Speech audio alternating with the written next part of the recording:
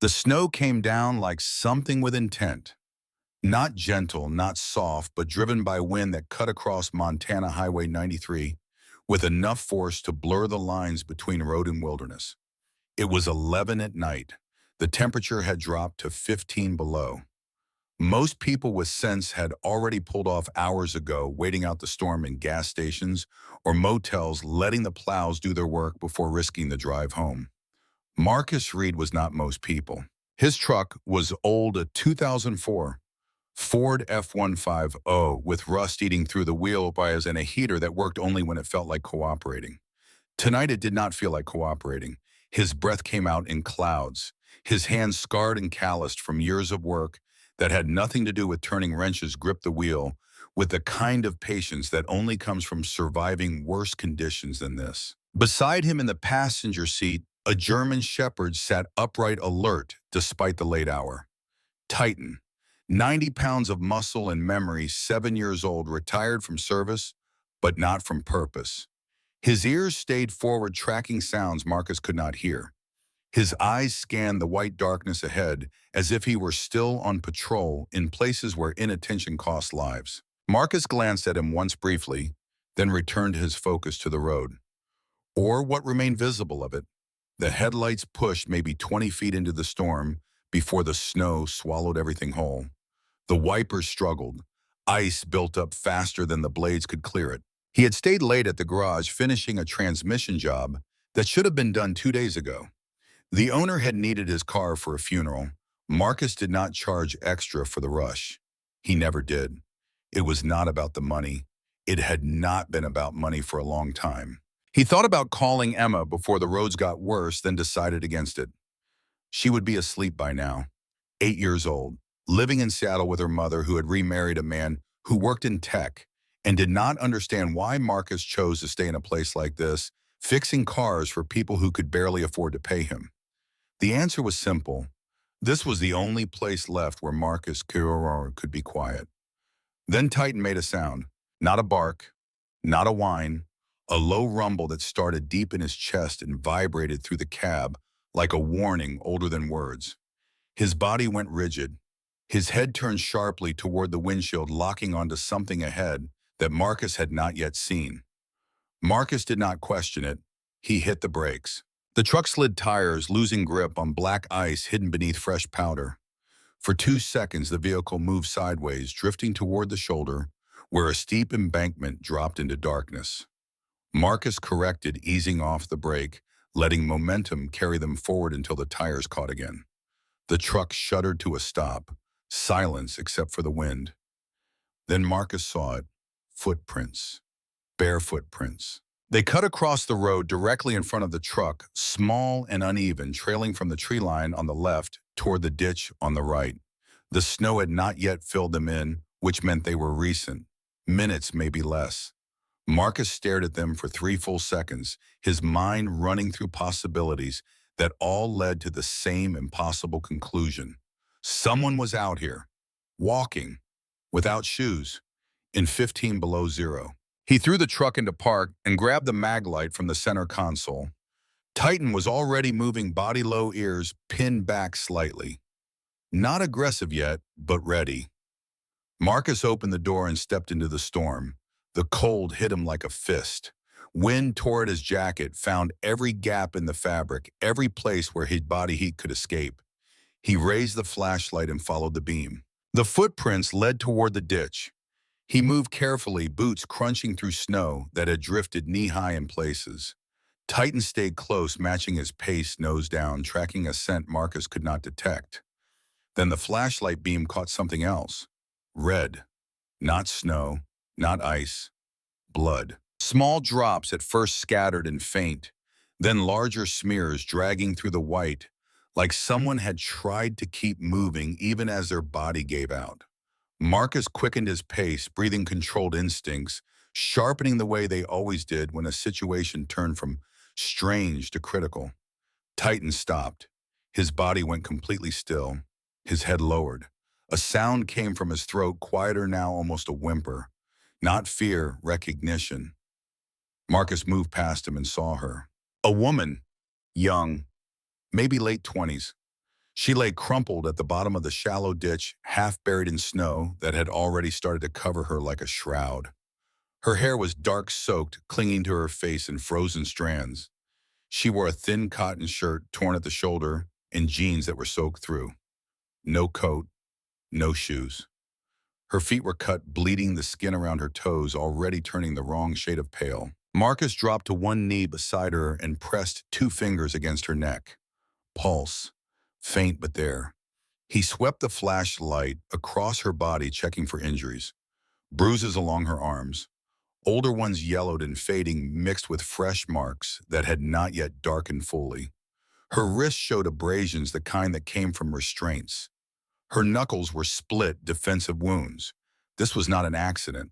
This was an escape. Marcus slid one arm beneath her shoulders, the other under her knees, and lifted. She was light, too light, the kind of weight that came from not eating enough for too long. Her head lolled against his chest. She did not wake. He carried her back to the truck, moving as quickly as the terrain allowed. Titan followed, staying close, his body angled protectively, even though the threat was not yet visible. Marcus opened the passenger door and laid her across the bench seat, angling her body so her head rested against the far window. He stripped off his jacket and draped it over her, then cranked the heater to maximum. The engine protested, then complied. He was reaching for his phone to call emergency services when her eyes opened, not slowly, not with the confused flutter of someone waking from sleep. She came awake all at once, gasping, her body jerking upright with enough force to slam her head against the window. Her hands came up, instinctively defensive, shielding her face. Marcus stepped back, giving her space, keeping his hands visible and low. Easy. You are safe. Her eyes darted around the cab, wild and unfocused, searching for exits, for weapons, for anything that made sense in a world that had stopped making sense a long time ago. When her gaze landed on Titan, she froze. The dog sat just outside the open door, snow collecting on his fur, his posture calm but alert. He did not move toward her. He simply watched, his dark eyes steady and patient. The woman stared at him. Her breathing slowed just slightly. Something about the dog, about the way he held himself, seemed to reach her in a way Marcus could not. "You are safe," Marcus said again, quieter this time. "I am not going to hurt you." Her lips moved, forming words that did not quite reach sound. Then, barely audible above the wind, she whispered, "He is coming." Marcus glanced past her, scanning the road behind them. Nothing. Only snow and darkness. Ooh! Her hand reached out, gripping the edge of the seat so hard her knuckles went white. "He will kill me this time." The words hit him harder than the cold. This time. Not if, not maybe. This time. Marcus looked at her face, really looked. The bruises, the fear, the certainty in her eyes that whatever was behind her was worse than freezing to death in a Montana blizzard. He made a decision. He reached across her and pulled the door shut, sealing out the storm. Then he walked around to the driver's side, climbed in, and put the truck in gear. We are leaving." Her eyes widened. No, you do not understand. He will find me. He always finds me. Then we make sure he does not." Marcus pulled back onto the highway tires, fighting for traction before catching hold. The truck lurched forward, headlights cutting through the storm. Behind them, the footprints began to disappear beneath fresh snow. They had gone maybe half a mile when Titan growled. Not the warning rumble from before. This was sharper, more immediate. His body tense, muscles coiling beneath his fur. His eyes locked onto the rearview mirror. Marcus looked. Headlights, 3 sets, coming fast. They cut through the storm like predators, closing distance, moving faster than anyone with sense would drive in these conditions. SUVs, big ones, black or dark blue, hard to tell in the snow. They were maybe a quarter-mile back and gaining. The woman saw them too. A sound escaped her throat, something between a sob and a scream. That is him.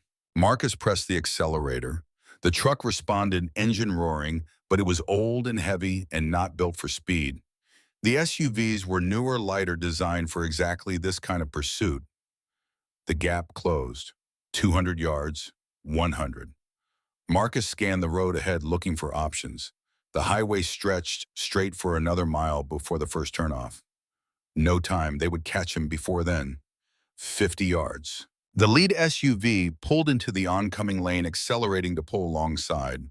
Marcus could see shapes inside now, at least 3 people, maybe more. He did the only thing that made sense. He stopped. Not gradually, not safely. He slammed the brakes and cranked the wheel hard right, sending the truck into a controlled skid that brought it perpendicular across both lanes. The SUVs reacted, drivers hitting their own brakes tires, screaming against ice.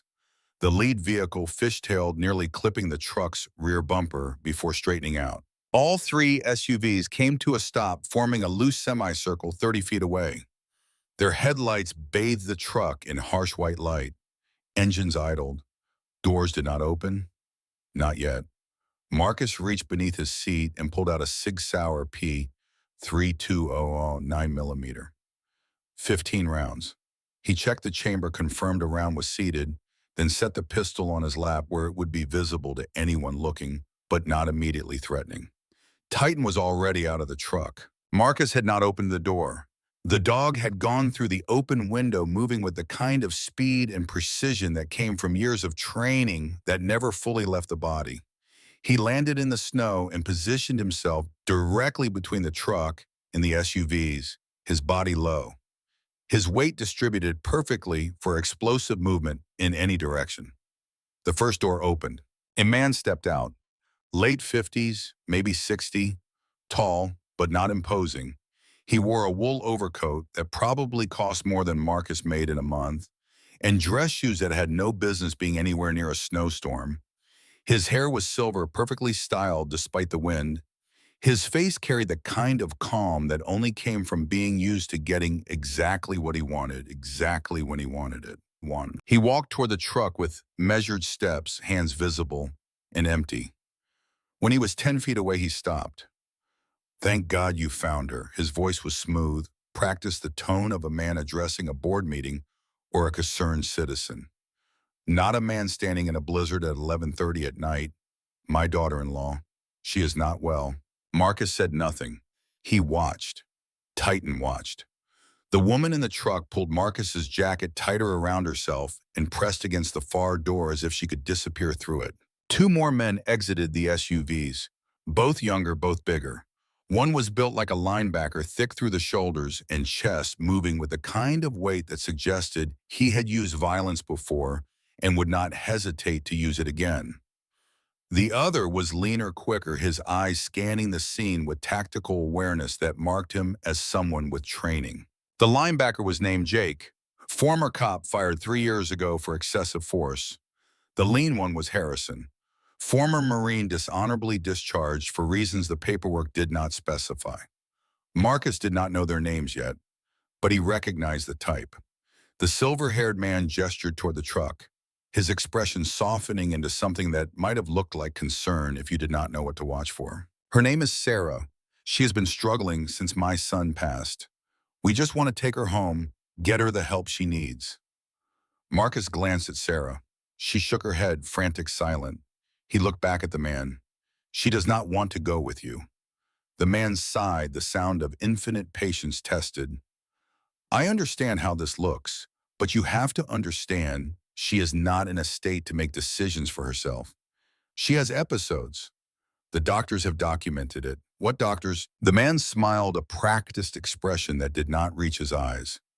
"I am sorry I have not introduced myself. Victor Cross. I run Cross Development. You might have seen our buildings in Billings." "And you are Marcus," did not answer. Victor waited 3 seconds, then continued as if Marcus had spoken. "The point is, Sarah is family. We have been looking for her all evening. You have no idea how worried we have been." "Then why," Marcus said, his voice flat and even, "does she have bruises that are 2 weeks old mixed with ones from tonight?" The smile did not waver, but something shifted behind Victor's eyes.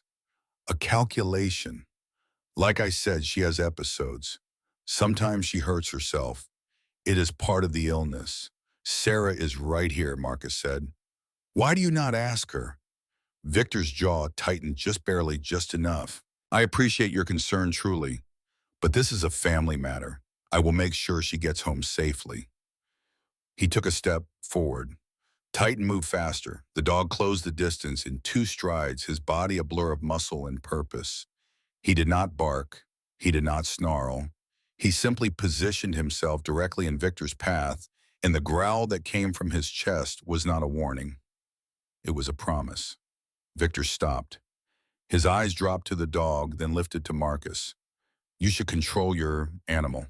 Marcus met his gaze without blinking. He makes his own decisions. Jake the linebacker stepped forward, his hand moving toward his waistband. That thing should be on a leash. Marcus's hand was already on the SIG, not lifting it, just resting there, in a way that made the threat clear without making it explicit. So should you. The lean one Harrison raised both hands slightly, a gesture meant to de-escalate. Nobody wants trouble here.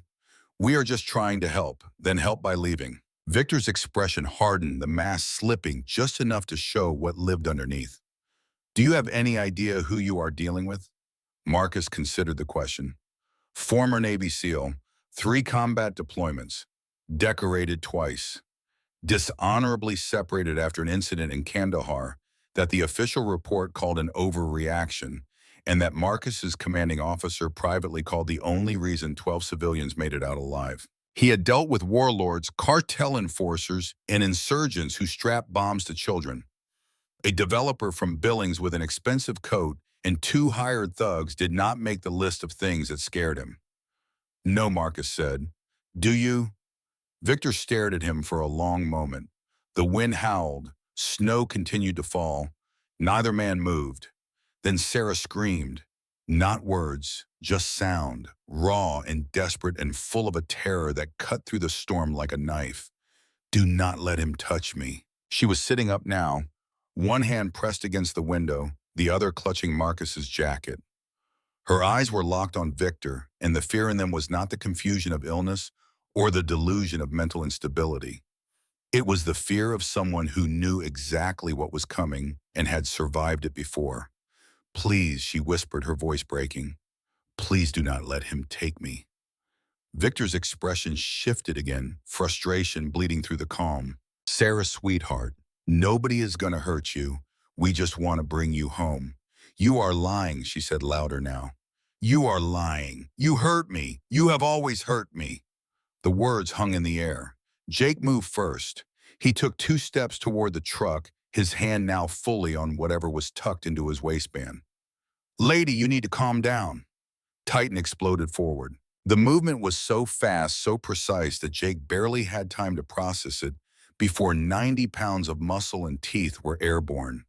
Titan's jaws snapped shut 2 inches from Jake's face, close enough that Jake felt the heat of the dog's breath, close enough to see every tooth. Jake stumbled backward, lost his footing on the ice, and went down hard. His hand came away from his waistband empty and shaking. Harrison reached for his own weapon, a Glock tucked into a shoulder holster beneath his jacket. He had it halfway out when Marcus raised the SIG, not pointing it at anyone, just lifting it enough to be seen. I would not. Harrison froze. His eyes flicked from Marcus to Titan to Jake, who was still on the ground, scrambling backward through the snow like something was chasing him, even though Titan had not moved again. Victor's calm finally cracked. His voice came out cold, stripped of pretense. You are making a mistake. Marcus opened the driver's door and stepped out, keeping the SIG low but ready. He moved around the front of the truck, positioned himself between Sarah and the 3 men, and spoke quietly. She said no. Victor took a breath, visibly forcing himself back under control. You do not understand the situation. I understand enough. Do you? Victor smiled, but there was nothing warm in it now. Do you realize how this looks? A strange man alone with a vulnerable woman, refusing to let her family take her home. I could call the police right now and have you arrested for kidnapping. Marcus considered that. Then he pulled his phone from his pocket, unlocked it, and held it out toward Victor. Go ahead. Victor did not move. Call them. Tell them you found a woman with defensive wounds, barefoot in a blizzard, begging not to be returned to her family. See how that conversation goes. The 2 men stared at each other, Behind them, Titan held position, his body coiled and ready. Jake had climbed back to his feet but had not come any closer. Harrison still had his hand on his weapon but had not drawn it. Then faint but unmistakable a siren cut through the storm. It was distant, maybe 2 miles out, but closing. Red and blue lights flickered against the low clouds reflecting off the snow. Everyone turned toward the sound. Victor's expression tightened. He looked at Marcus, then at Sarah, then back at Marcus. This is not over. Marcus said nothing. Victor turned and walked back to the lead SUV, his steps controlled, but faster than before. Jake and Harrison followed, neither of them taking their eyes off Titan until they were inside their vehicles. Engines revved. The SUVs pulled into tight three-point turns and accelerated back the way they had come, disappearing into the storm within seconds. The siren grew louder, then peaked, then began to fade. It had never been coming toward them. Just passing on a parallel road, responding to something else entirely. Marcus lowered the SIG and looked at Sarah. She was shaking not from the cold, but from adrenaline crashing through her system now that the immediate threat had passed. Titan returned to the truck, his breathing steady, his posture relaxed. He looked at Marcus, once a brief glance that communicated more than words could, then jump back through the window into the cab. Marcus climbed back into the driver's seat and put the truck in gear. He did not ask Sarah where she wanted to go. There was only one place that made sense. His cabin, 20 miles north, isolated, defensible. They drove in silence. Sarah pulled the jacket tighter and stared out the window at nothing. Her breathing gradually slowed. Her hands stopped shaking. After 15 minutes, she spoke. "Why did you stop?" Marcus kept his eyes on the road. "You needed help. You do not even know me." "No, then why?" He glanced at her briefly, then back at the road. "Because you asked." She said nothing for a long time. When she finally spoke again, her voice was barely audible. "Thank you." Marcus nodded once. The cabin appeared through the trees 30 minutes later. Small, single story, logs weathered gray by years of Montana winters. Smoke rose from the chimney. He had left the fire burning before heading to work, a habit from living alone in a place where the cold could kill you if you were not prepared. He parked the truck and helped Sarah inside. Titan went in first, clearing each room with the same methodical precision he had used in Fallujah and Kandahar, and a dozen other places where threats did not announce themselves. The interior was sparse: a couch, a wood stove, a small kitchen, one bedroom. Photographs on the mantel, mostly of a little girl at various ages. Emma, smiling, missing her front teeth, holding a soccer trophy. Sarah collapsed onto the couch, her body finally giving in to exhaustion now that she was somewhere warm and the door was locked. Marcus brought her water, a blanket, and a first aid kit. He knelt beside her and gestured to her feet. "May I?" She nodded. He worked carefully, cleaning the cuts, applying antibiotic ointment, wrapping gauze around the worst of the damage. His hands were steady, practiced. He had done this before in worse conditions, with worse injuries. When he finished, he stood and moved to the kitchen. He made tea. Not coffee. Tea was gentler, less likely to make her jittery when her system was already overloaded with stress hormones. He brought her the mug and sat in the chair across from the couch, giving her space. "You do not have to talk," he said, "but if you want to, I will listen." Sarah wrapped her hands around the mug and stared into the steam rising from it. "My name is Sarah Morrison." Marcus nodded. "Marcus Reed." She looked up at him, her eyes searching his face for something. Trust, maybe, or just the absence of threat. "That man, Victor, he is my father-in-law," was Marcus said quietly.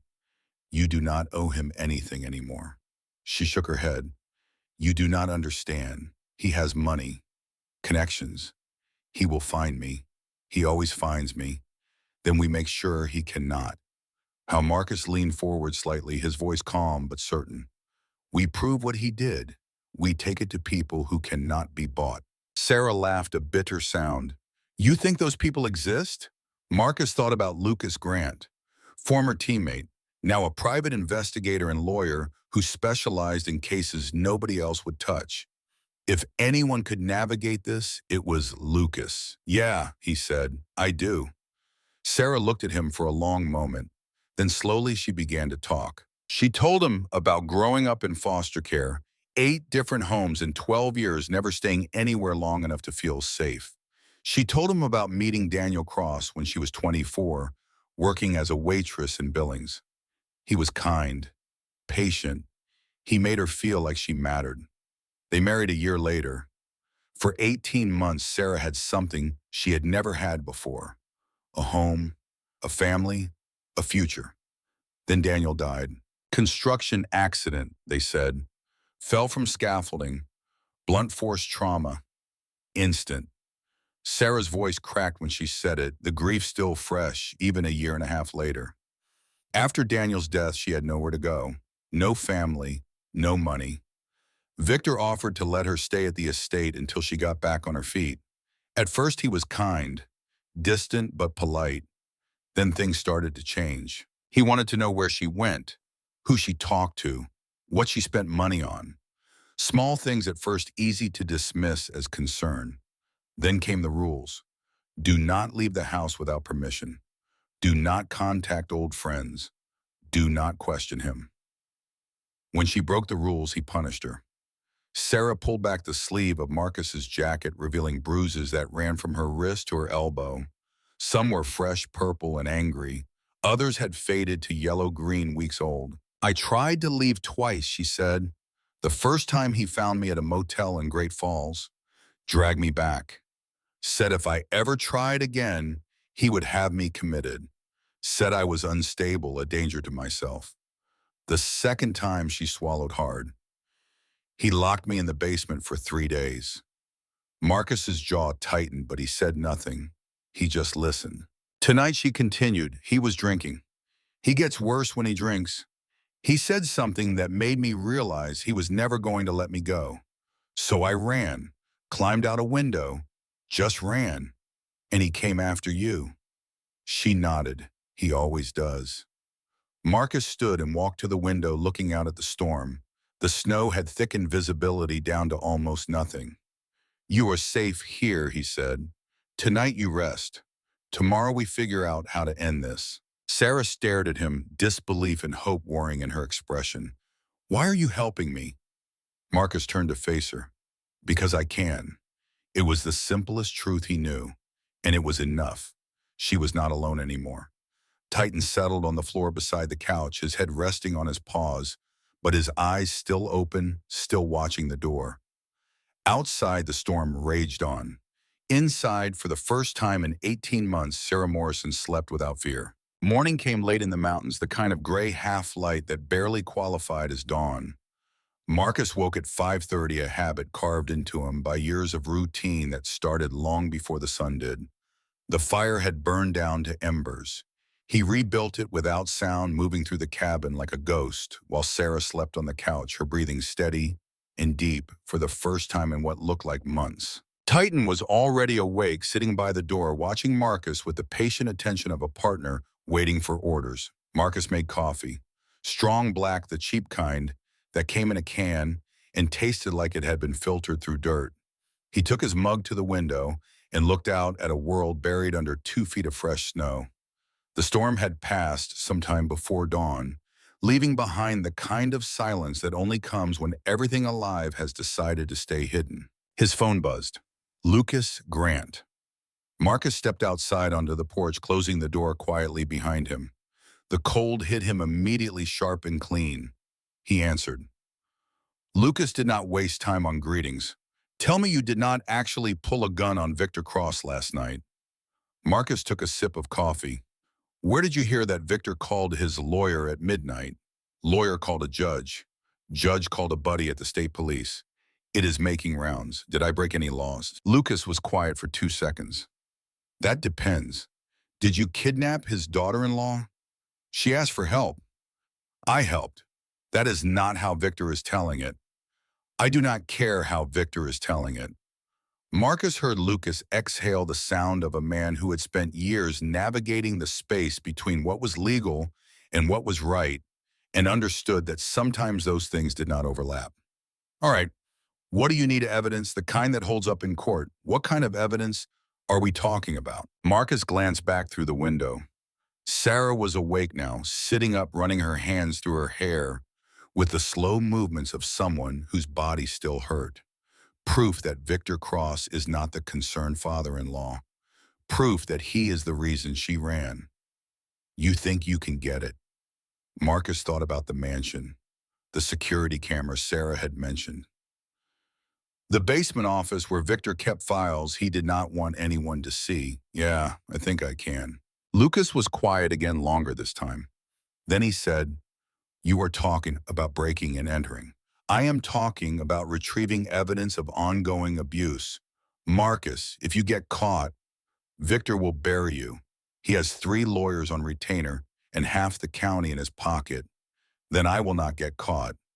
He could hear Lucas rubbing his face, the scrape of palm against stubble, the sound of a man deciding whether to help a friend do something incredibly stupid or walk away. "When are you going?" "Tonight." "You are insane." "Probably." Lucas sighed. "Give me until this afternoon. I will see what I can pull on Victor. Financial records, legal history, anything that might give us leverage if this goes sideways." Marcus ended the call and went back inside. Sarah was standing now, testing her weight on her bandaged feet, wincing but functional. "How bad?" Marcus asked. She looked up. "Manageable. I have had worse." That was not the reassurance she thought it was. Marcus handed her a mug of coffee and sat down across from her. They needed to talk, and there was no gentle way to start. "I need to know about the house, the layout, security, where Victor keeps things he does not want found." Sarah wrapped both hands around the mug, drawing warmth from it. "Why?" "Because if we are going to stop him, we need proof, real proof, the kind that makes it impossible for him to lie his way out." She stared at him, understanding, slowly settling into her expression. "You want to break in?" "I want to get evidence." "That is breaking in." Marcus did not deny it. Sarah set the mug down and leaned forward, her voice low and urgent. "You do not understand what you are dealing with. Victor does not just have money. He has people, cops, judges, people who owe him favors. If you get caught, they will not just arrest you. They will make sure you never see daylight again." Marcus met her eyes, his voice calm and steady. "Then I will not get caught."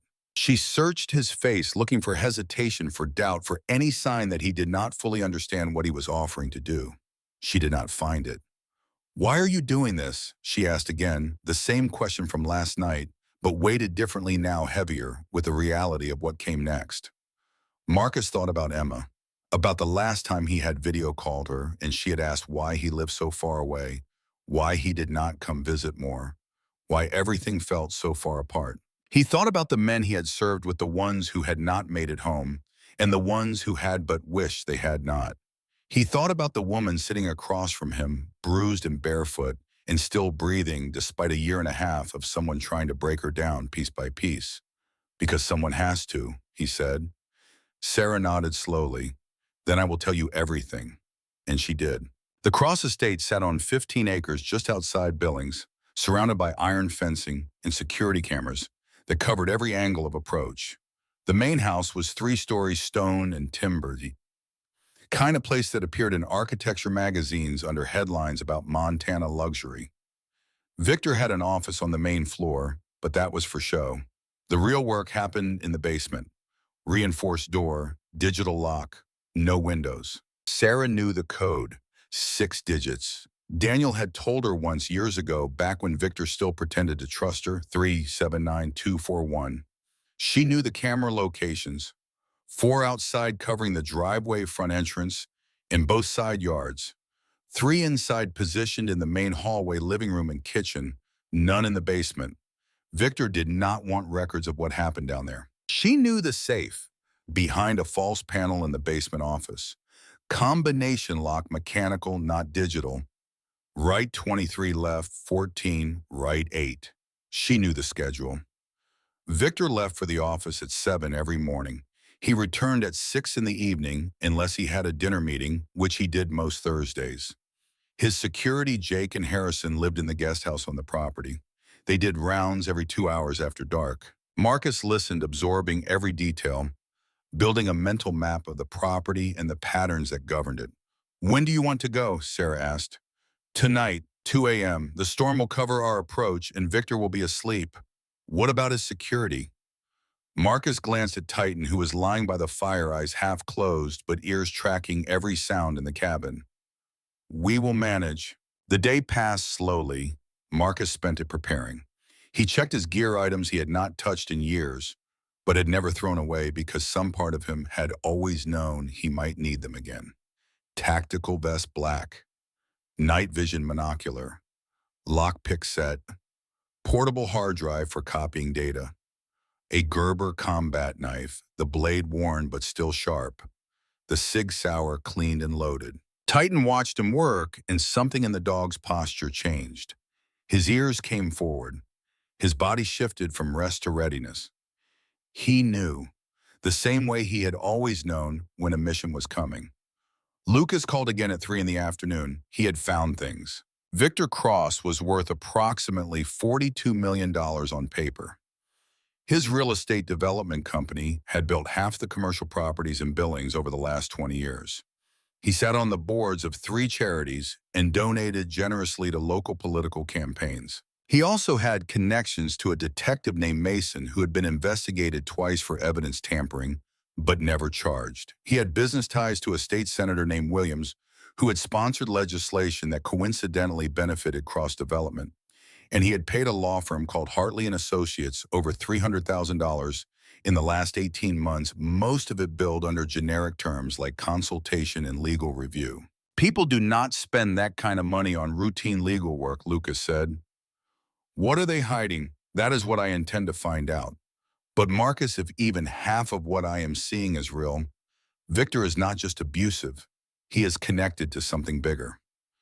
How much bigger? Lucas hesitated. "Big enough that you need to be very, very careful tonight." "I will be. And Marcus, if you find anything at all that ties him to Daniel's death, we take it straight to the FBI. Not local cops, not state police. Federal. Understood." The call ended. Marcus looked at Sarah, who had been listening. "You think he killed Daniel?" she said.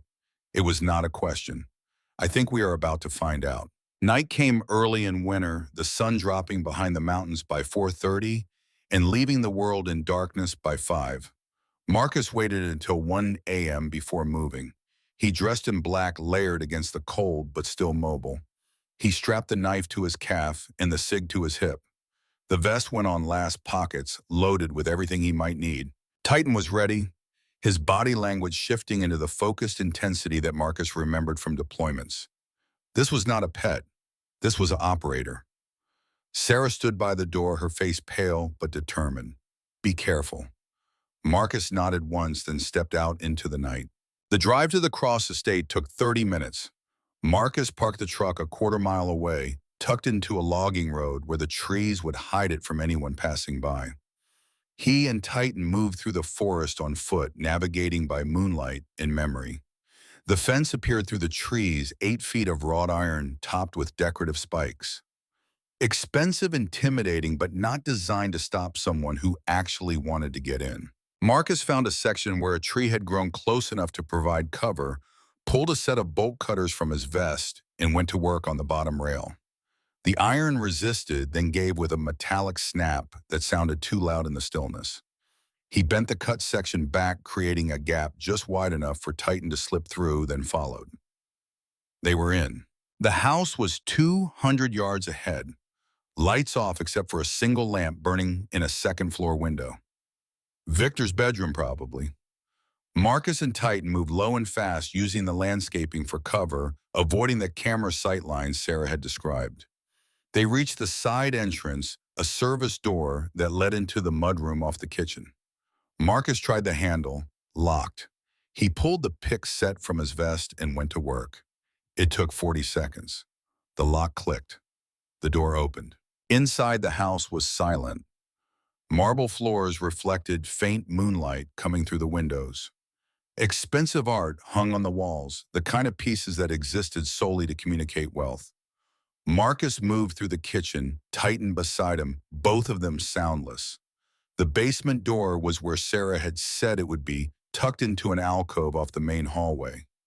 Digital lock, six-digit code, 379241. The lock beeped softly. Green light. The door opened. Stairs descended into darkness. Marcus pulled the night vision monocular from his vest, fitted it over his right eye, and the world turned green. He could see now every detail sharp and clear. The basement was finished drywall and carpet, but it felt cold in a way that had nothing to do with temperature. At the far end, a heavy oak door stood closed. No lock on the outside. The security was meant to keep people out of the basement entirely, not out of individual rooms. Marcus opened the door. The office was small, maybe 12 by 15, dominated by a massive desk and floor-to-ceiling filing cabinets. A computer sat dark on the desk. Framed photos lined one wall. Victor shaking hands with politicians, cutting ribbons at building openings, accepting awards.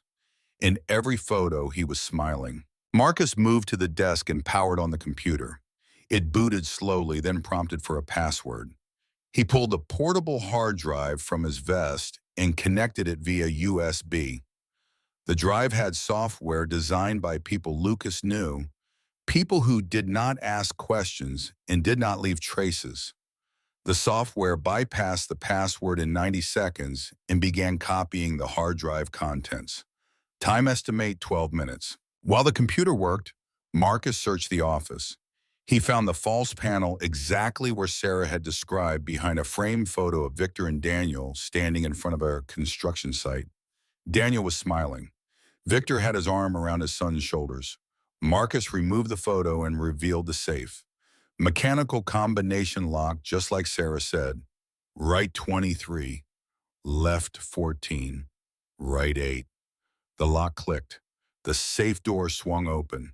Inside, he found documents, legal papers, USB drives, photographs. He pulled everything out and spread it on the desk. The first document was a death certificate. Daniel Cross. Cause of death, blunt force trauma, consistent with fall from height. Signed by a coroner named Patterson. The second document was also a death certificate. Same name, same date.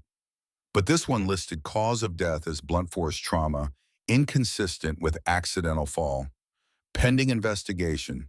Signed by the same coroner. Two death certificates, one official, one not. Marcus photographed both with his phone, then kept digging. He found a check, $50,000, made out to Patterson, memo line consultation fee. He found emails, printed not digital, conversations between Victor and someone named Mason. Detective Mason based on the email signature. The subject line read, handling the Sarah situation. Marcus read the exchange, his jaw tightening with each line. We need a permanent solution. She knows too much. Commitment papers are ready. I have a facility that will take her, no questions asked. What if she talks before then? She will not get the chance. Marcus photographed every page. Then he found the USB drives. 4 of them, each labeled with dates. He plugged the first one into the computer. Security footage. Timestamp from 6 months ago. The view was from inside the mansion, a camera Marcus had not known existed. It showed the living room, Victor and Sarah. She was backing away from him, hands raised defensively. He was advancing, his face contorted with rage. Then his hand came up and struck her across the face hard enough that she fell. The footage continued. Victor dragged her up by her hair, hit her again. She tried to crawl away. He kicked her in the ribs. Marcus stopped the video. He had seen enough. The second USB contained audio files, conversations recorded without consent. Victor and Detective Mason planning how to discredit Sarah if she tried to leave. Victor and his lawyer discussing how to maintain control of Daniel's trust fund. The third USB was financial records, transactions showing Victor embezzling from the trust. Nearly $2 million moved into offshore accounts over the last year. The fourth USB contained one video file. Marcus almost did not play it. Then he did. The footage was from Victor's office, this office shot from a camera mounted somewhere high. Victor sat at the desk alone, a bottle of scotch beside him. He was drunk, his words slurred, but still clear enough to understand. He was talking to himself, or maybe to the camera. A confession meant for no one or maybe for everyone. Daniel was going to ruin everything. Found out about the offshore accounts. Threatened to go to the authorities. Said I had stolen from him. From his wife. Victor took a drink, his hand shaking. I could not let him do that. Everything I built, everything I worked for gone because my son suddenly grew a conscience. Another drink. The construction site was perfect. Everyone knew he went up there to check on projects. Easy to make it look like an accident, a little push. Gravity did the rest. Victor looked directly at the camera, his eyes glassy but focused. And now his little orphan wife thinks she can just leave. Take the money and disappear. She does not understand. That money is mine.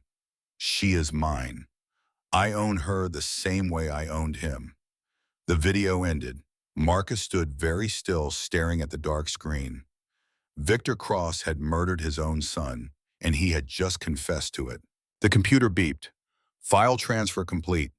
Marcus ejected the portable hard drive and pocketed it along with the USB drives. He photographed every document in the safe, then carefully returned everything to its original position. He was closing the safe when Titan growled.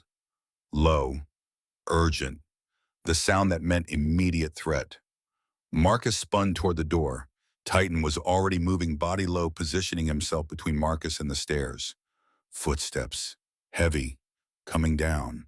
Marcus killed the night vision and pressed himself against the wall beside the door. His hand found the SIG, drew it, thumbed off the safety. The footsteps reached the bottom of the stairs. Paused. Then the basement lights came on. Jake stepped into view, first shotgun raised. Harrison came behind him, Glock drawn, moving with tactical precision that spoke to training that went deeper than Marines usually got. They swept the basement, clearing angles, covering each other. Professional. Then Jake saw the open office door. He turned toward it, shotgun coming up. Marcus stepped out and put the SIG against the back of Jake's head. Drop it. Jake froze. Harrison spun, bringing the Glock around, but Titan was faster. The dog launched himself across the space, 90 pounds of muscle, and training hitting Harrison in the chest. The Glock went flying. Harrison went down hard. Titan's jaws closing around his forearm, applying pressure but not breaking skin. Not yet. Jake started to turn. Marcus drove the SIG's barrel harder against his skull. I said, drop it. The shotgun clattered to the floor. Marcus kicked it away, then stepped back, keeping the SIG trained on Jake while scanning for additional threats. None visible. Just these two. On your knees, hands behind your head. Jake complied slowly, his face red with fury and humiliation. You are a dead man, he said. You know that, right? Victor is going to bury you. Marcus glanced at Harrison, who was very carefully not moving, while Titan held him pinned. Call him off, Harrison said through gritted teeth. Please. Marcus considered it. Then he looked at Titan and gave a single hand signal. Release. Titan let go and backed away 3 steps, still focused, still ready. Harrison climbed to his feet, cradling his arm. Titan had not broken the skin, but the pressure bruises would last for days. Marcus gestured with the SIG. Both of you, against the wall. Face it, they moved. Marcus kept the weapon trained on them while he backed toward the stairs. Tell Victor I have everything. The videos, the financial records, the confession, all of it. Jake turned his head slightly. You are bluffing. Marcus smiled cold and thin. Try me. Then he and Titan were up the stairs, moving fast through the house, out the side door across the lawn. Behind them shouting. Lights coming on. But Marcus and Titan were already in the trees, already gone.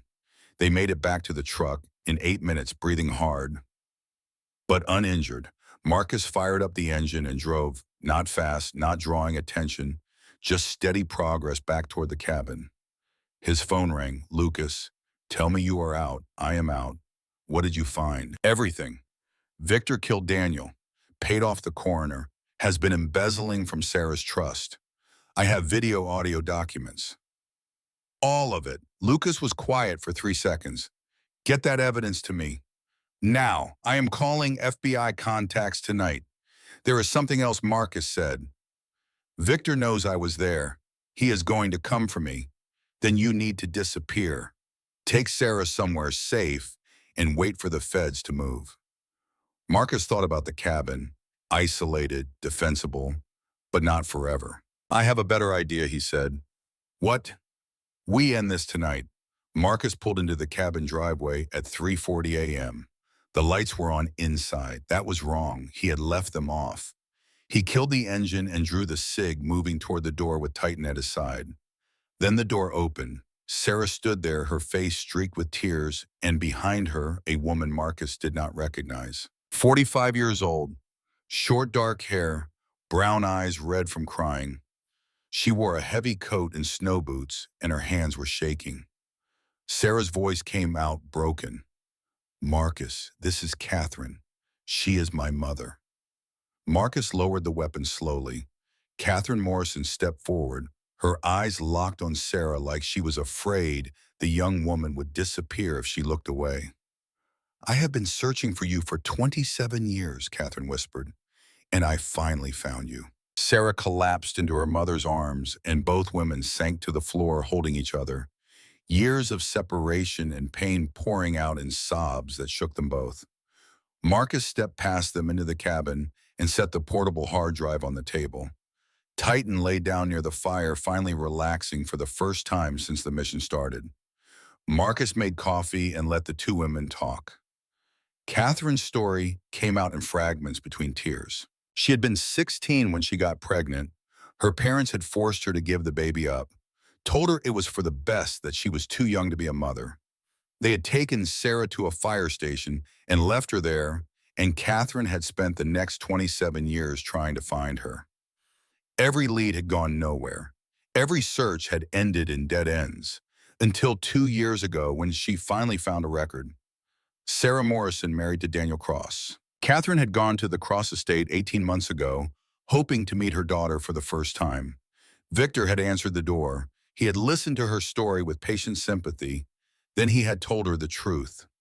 Sarah died in the same accident that killed my son. I am sorry. I know this is not what you wanted to hear. He had shown her a death certificate, Sarah's name, a date, official looking. Catherine had left devastated, believing her daughter was gone. Then 3 days ago, she had seen something on the news, a missing person report. Victor Cross seeking information about his mentally unstable daughter-in-law who had wandered away from home. The photo was Sarah, alive. Catherine had hired a private investigator who had tracked Sarah to Marcus's cabin. She had driven through the storm to get here, terrified that if she waited, Sarah would disappear again. And now here they were, mother and daughter, together for the first time in 27 years. Marcus listened to it all, and pieces clicked into place. Victor had not just abused Sarah. He had systematically isolated her from everyone who might help her, including the mother who had never stopped searching. His phone buzzed. Lucas, FBI is moving. They will have agents at the Cross estate by dawn. You need to bring Sarah in. They will want her statement. There is something else, Marcus said. Her mother is here. What Catherine Morrison? She has been looking for Sarah since birth. Victor lied to her, told her Sarah was dead. This goes deeper than abuse, Lucas. This is 27 years of stolen time. Lucas exhaled slowly. Bring them both in.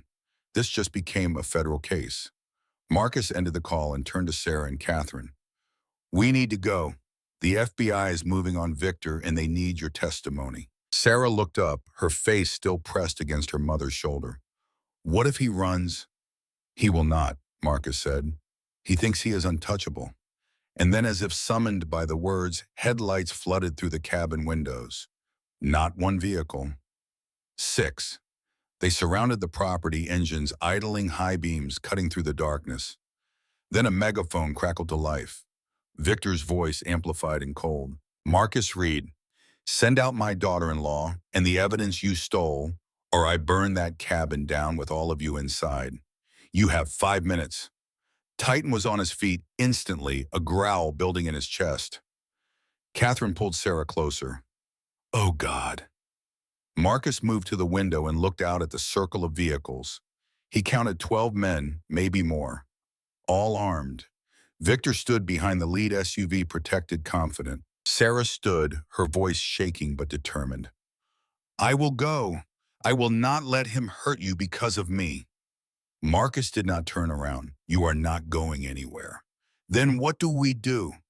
Marcus checked the SIG, 15 rounds. He had 2 spare magazines, 45 rounds total. Against 12 armed men, that was not enough. But he had something Victor did not. He had been in worse situations than this, and he had never learned how to surrender. "We fight," Marcus said simply. And outside, Victor's 5 minutes began counting down. Marcus moved through the cabin with the calm efficiency of someone who had fortified positions under fire before. He pulled furniture away from the walls, flipped the heavy oak dining table onto its side, positioned it to create a barrier facing the front door. The couch went next, dragged across the room to cover the window with the clearest sight line to the vehicles outside. Catherine takes Sarah to the bedroom. "Get on the floor away from the windows. Do not come out until I tell you." Catherine started to protest, then saw something in Marcus's face that stopped her. She nodded and guided Sarah toward the back of the cabin. Sarah looked over her shoulder once her eyes meeting Marcus's. "Please do not die for me." "Not planning on it." The bedroom door closed. Marcus turned his attention to the problem at hand. 12 armed men, probably more. Limited ammunition, 1 dog. 1 cabin with walls that would stop buckshot but not rifle rounds. The math was not good. But Marcus had learned a long time ago that fights were not won by whoever had the most bullets. They were won by whoever was willing to use them without hesitation. He moved to the gun cabinet in the corner, a steel locker he kept locked for the few times Emma visited. Inside was a Remington 870 shotgun 12-gauge loaded with buckshot. He pulled it out along with a box of shells. Next to it sat an AR-15 standard military configuration 30-round magazine. He had exactly 2 magazines for it, 60 rounds. He loaded both weapons, checked the actions, then positioned them strategically around the cabin. Shotgun near the front door, AR by the side window. SIG still on his hip. Titan watched every movement, his body coiled and ready. He had been trained for exactly this kind of scenario, and his training never left him. Marcus pulled out his phone and texted Lucas. 3 words. "Under attack. Send help." The response came back in seconds. "FBI en route. ETA 20 minutes. Hold." 20 minutes was a lifetime in a firefight, but it was something. Outside, Victor's voice cut through the darkness again. 4 minutes, Mr. Reed. I am not a patient man." Marcus moved to the window and risked a quick look. The vehicles had spread into a wider arc, covering more angles. Men were getting out now, taking positions behind open doors and truck beds. He counted weapons, shotguns, handguns, 2 rifles he could see. These were not trained operators.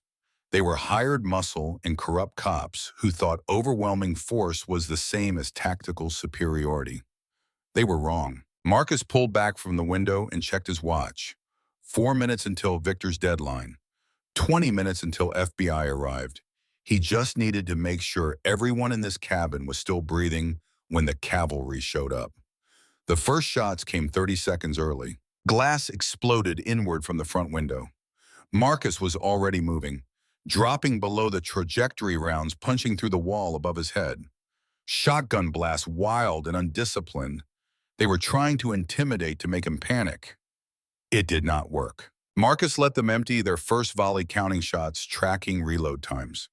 When the firing paused, he rose just enough to bring the AR to his shoulder and squeezed off 3 controlled bursts through the broken window. 9 rounds center mass targeting on the closest vehicle. Someone screamed. A man went down behind the lead SUV clutching his leg. Not dead. Marcus had aimed low deliberately. Wounding stopped a threat just as effectively as killing, and it forced the enemy to divert resources to help the injured. The return fire came heavier now, angrier. Bullets tore through the cabin walls, splintering wood-shredding furniture. Marcus stayed low, moving between positions, never staying in one place long enough to be predictable. Titan had disappeared. Not fled, Marcus knew, but repositioned. The dog understood urban combat better than most humans. Marcus heard the side door rattle, someone testing it, trying to flank. He grabbed the shotgun and moved through the kitchen, staying below window level. The door shook again, harder this time. They were going to breach. Marcus positioned himself against the wall adjacent to the door and waited. The door exploded inward, kicked off its hinges. Two men rushed through, moving fast, but grouped too close together. Amateur mistake. Marcus did not give them time to spread out. He stepped into the doorway and fired twice. The shotgun roared. Both men went down in a tangle of limbs, hit in the legs and lower torso. Not lethal, but they were not getting back up. Then Titan came from nowhere. The dog had been waiting in the shadows near the stove, perfectly still, invisible until the moment he moved. He hit the third man through the door, the one who had hung back, the one who thought he was being smart by not rushing in with the others. Titan took him by the forearm, the same controlled bite from before. No tearing, no savaging, just overwhelming force applied precisely. The man screamed and dropped his weapon. Titan dragged him backward out of the doorway, removed him from the fight. Marcus slammed the ruined door closed and shoved the refrigerator against it. It would not hold forever, but it would slow the next attempt. He moved back to the front room. The firing had stopped. Outside, he could hear shouting. Victor's voice giving orders, trying to coordinate his men. Then a new sound cut through the chaos. Sirens, distant but getting closer. Multiple vehicles coming fast. Victor heard them too. His voice rose sharp with urgency. "End this now, burn it." Marcus saw the Molotov cocktail before it was thrown. A man near the right flank, silhouetted in headlights, arm cocked back with a bottle stuffed with a burning rag. Marcus brought the AR up, acquired the target, and fired once. The bottle exploded in the man's hand. Fire washed over him and the two men standing next to him. They scattered, screaming, rolling in snow to extinguish flames. But the chaos gave Victor's men an opening. Three of them rushed the front of the cabin, using the confusion as cover. They were fast, coordinated, and they made it to the porch before Marcus could reposition. The front door came down under a battering ram. Marcus fell back, firing as he moved, keeping them from gaining ground. One man dropped, another stumbled. The third made it through. Jake, the ex-cop, shotgun in hand, face twisted with rage. He brought the weapon up. Marcus was already moving, closing the distance before Jake could fire. They collided hard, Marcus driving his shoulder into Jake's chest, using momentum to slam him against the wall. The shotgun clattered to the floor. They fought close, brutal, no technique, just violence. Jake outweighed Marcus by 40 pounds, but Marcus had spent 20 years learning how to hurt people efficiently. He drove an elbow into Jake's throat, crushed his instep with a boot heel, then swept his legs. Jake went down. Marcus did not stop. He followed him to the floor, drove a knee into his solar plexus, then grabbed the shotgun and brought the stock across Jake's jaw. Once, hard enough to end it, Jake stopped moving. Marcus spun, looking for the next threat. The cabin was chaos, smoke from gunfire, broken glass, overturned furniture.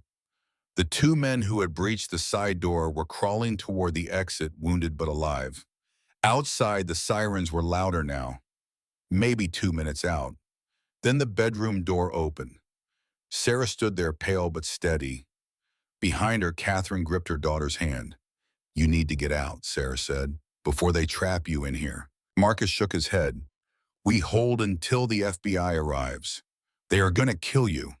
They are going to try." But even as he said it, Marcus knew the situation was deteriorating. His ammunition was running low.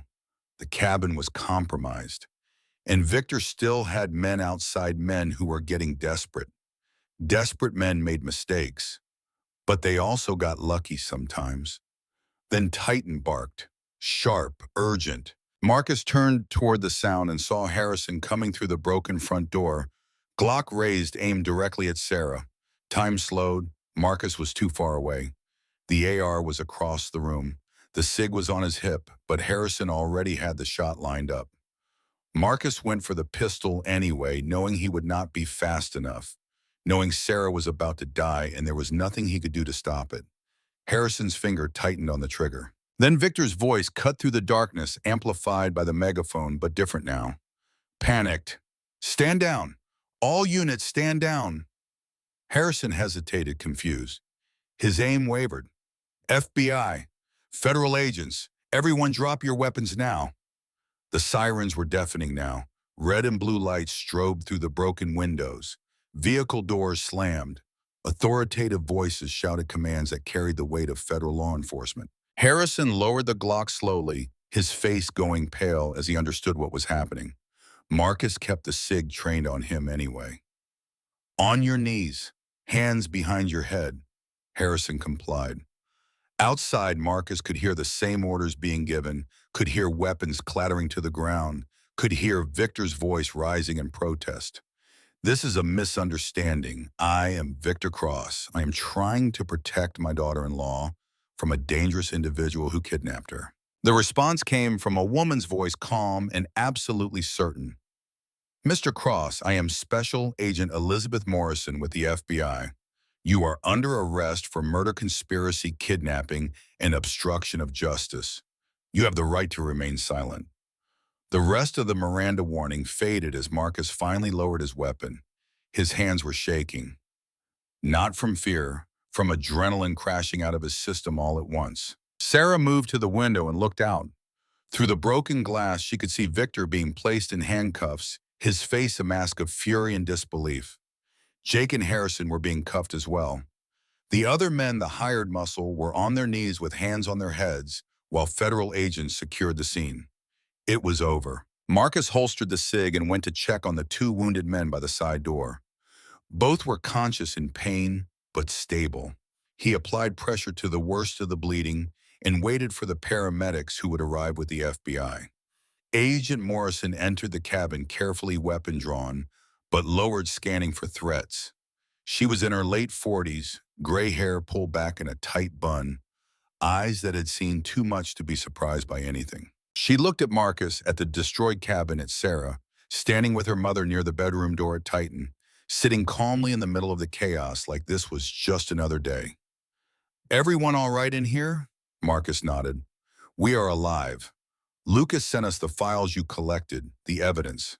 We have been building a case against Victor Cross for 3 months, but we did not have enough to move. What you found tonight, that changed everything. She turned to Sarah. Ms. Morrison, I am going to need your statement. Everything Victor did, everything you witnessed. It is going to be a long night. Sarah straightened her mother's hand, still gripping hers. I will tell you everything. The next hours blurred together. Paramedics treated the wounded. Crime scene techs photographed everything.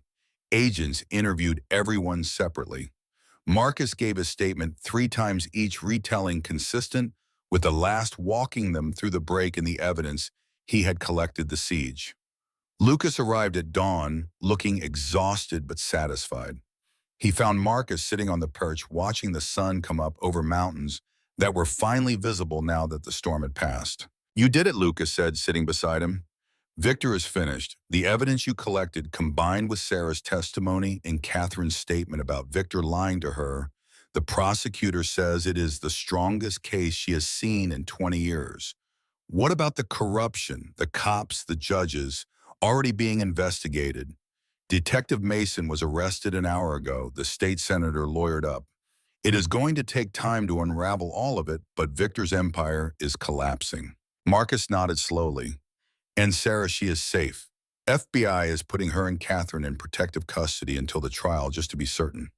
After that, they can start rebuilding their lives. Lucas was quiet for a moment, then added, You know, you are probably going to face charges for the break-in. Probably. Was it worth it?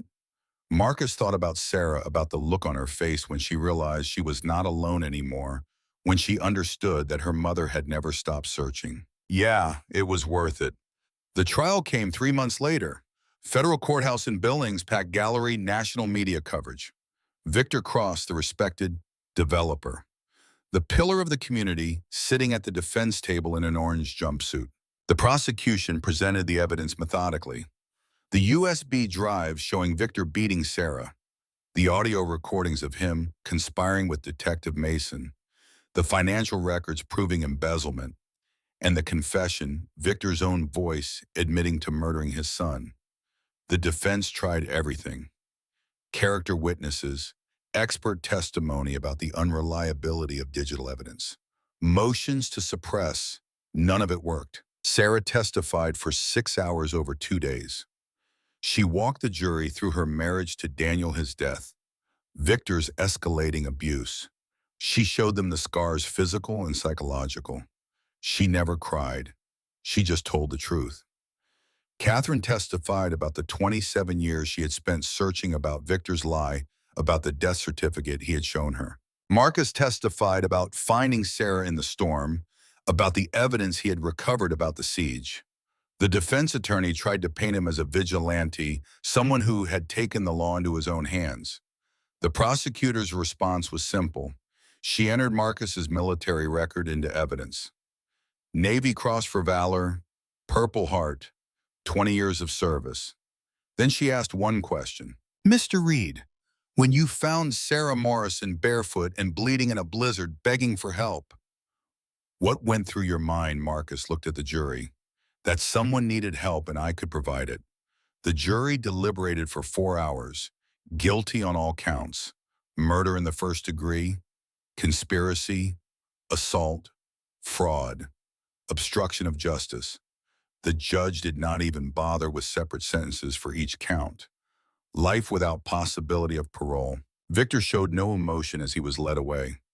But when he passed Sarah in the gallery, he looked at her once, not with anger, with disbelief, as if he still could not comprehend how she had escaped his control.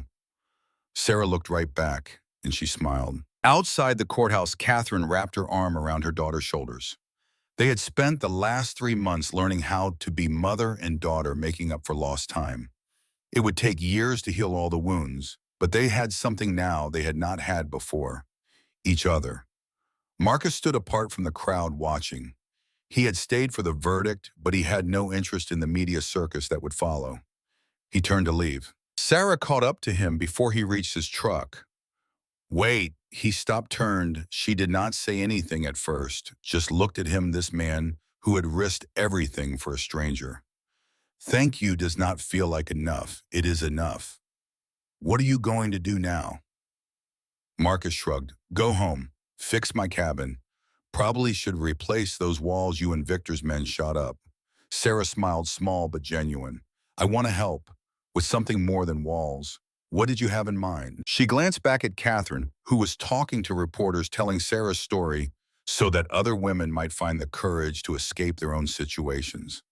The trust fund, the money Daniel left me. Victor stole most of it, but the FBI recovered about $1 million. I do not need it.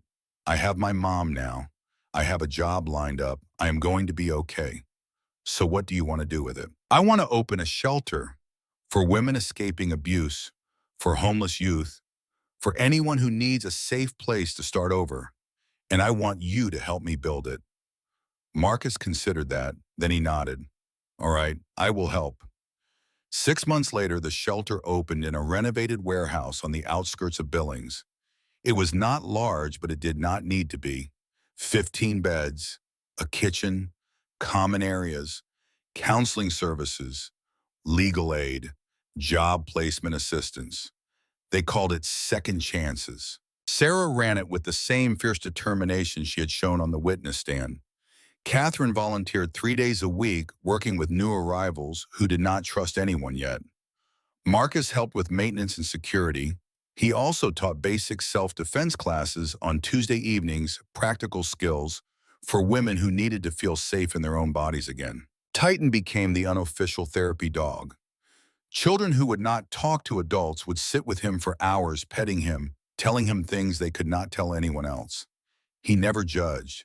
He just listened. Emma visited during summer break.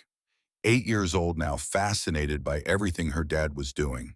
She helped paint rooms, organize donated clothes, and spent hours playing with Titan in the yard. On her last day before flying back to Seattle, she asked Marcus a question. Dad, why do you help these people? Marcus thought about how to answer that. Then he decided the truth was simplest. Because I can, sweetheart. And because a long time ago, someone showed me that helping matters more than being comfortable. Emma considered that, then nodded with the serious wisdom of children who understand more than adults give them credit for. I think that is a good reason. Yeah, Marcus said. I think so too. 1 year after the trial, Sarah stood outside the shelter watching the sun rise. She still had scars, nightmares sometimes, but she also had her mother purpose and people who needed her. Catherine came outside with coffee and stood beside her daughter. Thinking about that night, Catherine asked. Sarah nodded. How different everything could have been. But it is not, Catherine said quietly. You are here. You are safe. That is what matters. Inside the shelter, Marcus was fixing a leaky faucet. Titan lay in the hallway watching the door out of habit, though the threats were long gone. The phone in his pocket buzzed. Emma video calling from Seattle, he answered. Her face filled the screen, smiling, missing another tooth. Hi, Dad. I just wanted to say good morning. Good morning, sweetheart. Are you fixing things again? Always, she laughed. Mom says you should open a repair business. She says you are wasting your talents. Tell your mom I am using my talents exactly how I want to. Emma's expression turned serious. Dad, I am proud of you. Marcus felt something catch in his throat. I am proud of you too, kiddo. I love you. I love you too. The call ended. Marcus sat there for a moment, staring at the blank screen, feeling something he had not felt in years. Peace. Downstairs, the front door opened. A woman entered, young, maybe 22, with a black eye and a small suitcase. Sarah greeted her, gentle and understanding, showing her to a room where she could sleep without fear. The woman saw Titan in the hallway and hesitated. He is friendly, Sarah said. He will not hurt you. The woman knelt slowly and held out her hand. Titan approached, sniffed once, then sat down and let her pet him. What is his name, Titan? That is a strong name. He is a strong dog. The woman smiled, the first real smile she had managed in weeks. I think I am going to like it here. Sarah put a hand on her shoulder. You are safe now. That is all that matters. Marcus finished the faucet repair and packed up his tools. Another small problem solved.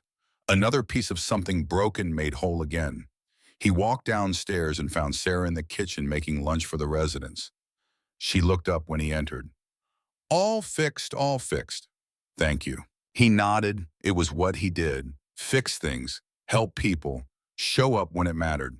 Some stories do not end with parades or medals or headlines. They end with quiet mornings, second chances, and people who refuse to walk away when someone needs them. For Marcus Reed, Sarah Morrison, and one very good dog named Titan, this was not an ending at all. It was just the beginning of something better. Outside, the sun climbed higher. Inside the shelter, people who had lost everything were learning how to build something new. And in the hallway, a German shepherd named Titan finally closed his eyes and rested. His watch was over.